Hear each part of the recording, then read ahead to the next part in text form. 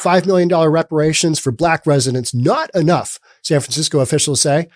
Now, when I read that, I'm like, so you mean $5 million for everybody who qualifies for San Francisco total? And it was per.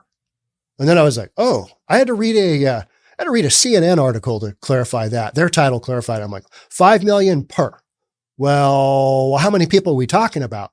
And I don't think we know quite yet. We'll get to the criteria, but $5 million for reparations in 2023 in San Francisco, where slavery wasn't even a thing.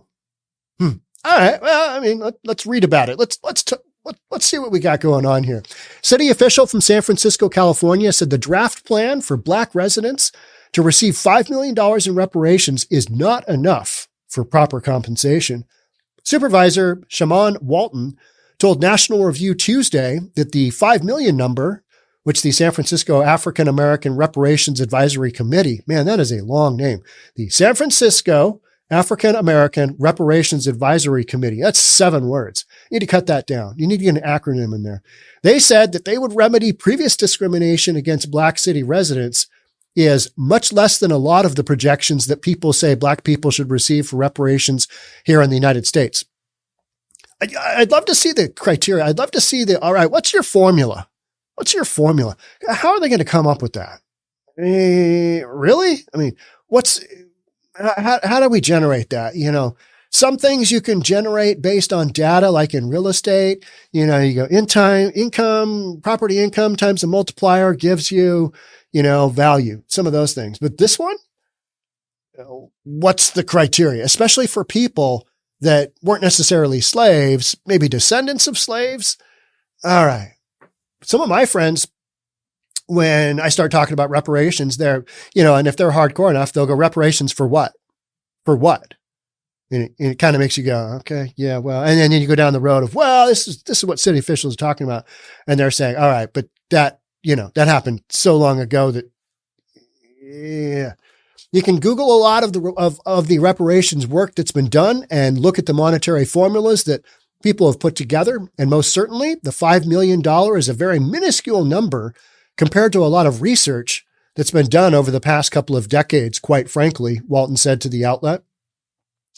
Walton, who introduced the resolution to explore reparations in February 2020, defended the potential payments, saying that past discrimination by the city and state has put black families at a disadvantage.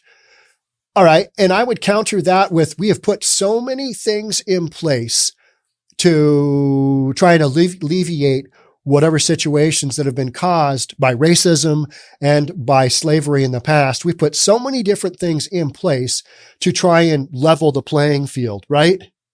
Level the playing field to the point where a lot of people say, hey, if you're a white middle-aged dude like me, you're at the low point of the totem pole. You're down there. You know what I mean? As far as society deeming you of being of worth. Because we're just getting crapped on. It's like, okay, whatever. You're gonna crap on my position in society. I'm still just gonna keep doing my thing. So whatever you're gonna do. In San Francisco, black families were not allowed to be taught, but they still had to pay taxes for the education of white children. I would say that black neighborhoods and communities were created here in San Francisco without the benefit of representation. I would say that there were racial restrictions indoctrinated in city policy that said black people couldn't buy or lease property, Walton said. There's been a lot of, looking into that, and a lot of the deeds in Seattle contain pretty racist discriminatory clauses, and those have been wiped out. We've basically just gone through, clean that crap up. We don't believe in that anymore. But to go back and retroactively kind of compensate folks, man, I don't know. I think that's a slippery slope, because then you give $5 million, you're going to bust a city financially, because, these cities are going to be on the brink when all this stuff, specifically San Francisco, talk about having a downtown core that's having a tough time.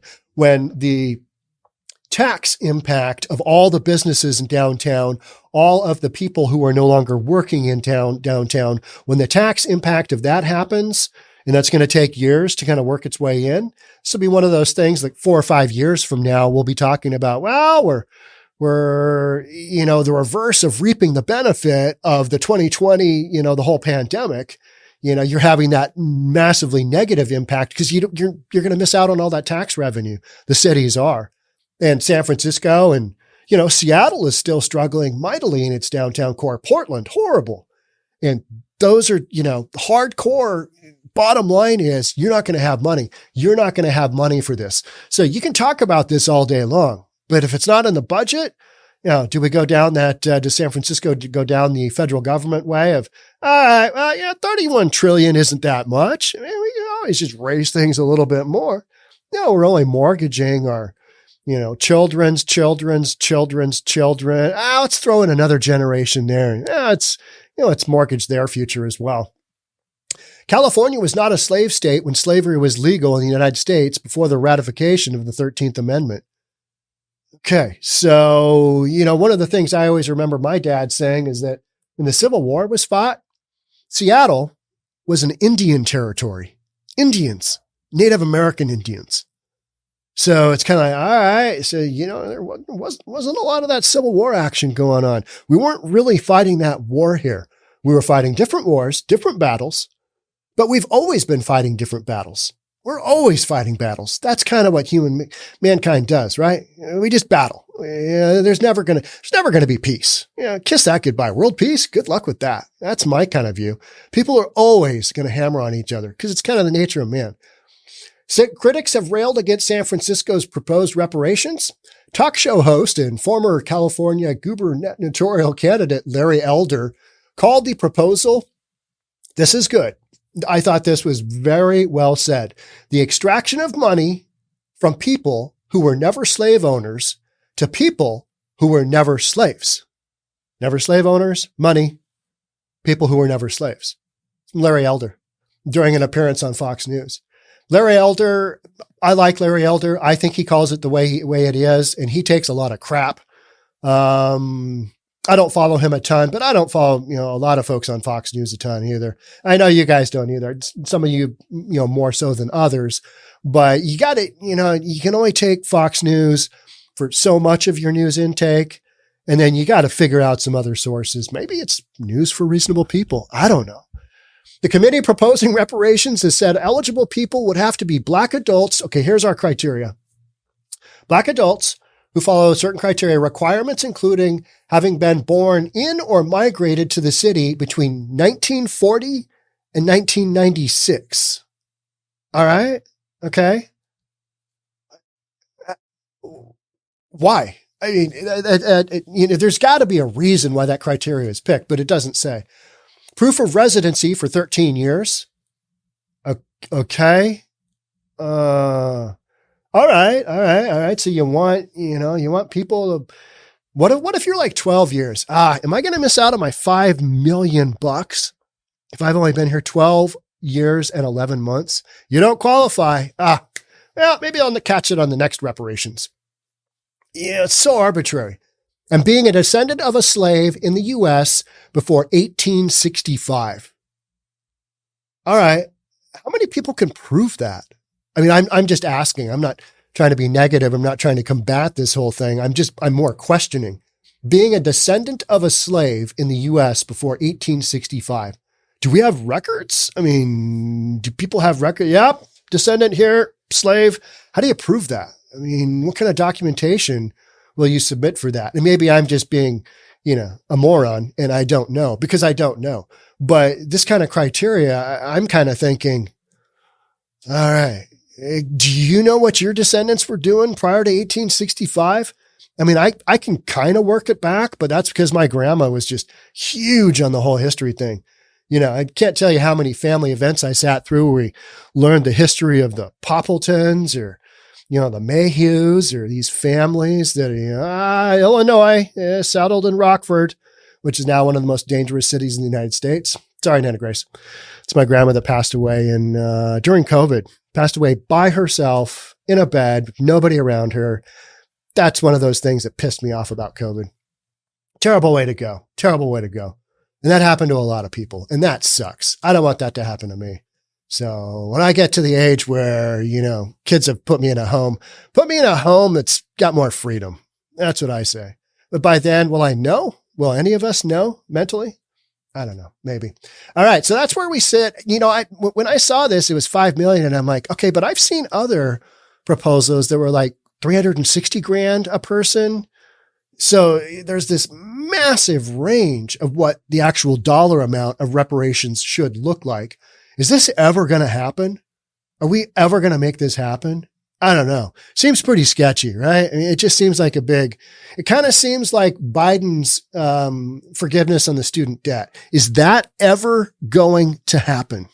Probably not, because it's, the way he's approached it probably hasn't been legal. And then he's always like, well, I got 16 million of the finest of you picked out. I'm going to erase all your debt. I'm going to erase this amount of debt, whatever it is. Those guys over there in the court system, they're holding this up. I would love to forgive your debt. However, these guys these federal judges, they know nothing. How many times has he gone down that road? Well, we tried, we knew it probably wasn't going to fly, but we tried. And hey, we'll catch you on the next one. Kind of like, that second set of reparations, because didn't meet he didn't meet the criteria. I have a hard time with the reparations. My thought is, okay, I think we've done a lot to try and alleviate much of what is in place that has caused harm to minorities, specifically Black people in the United States.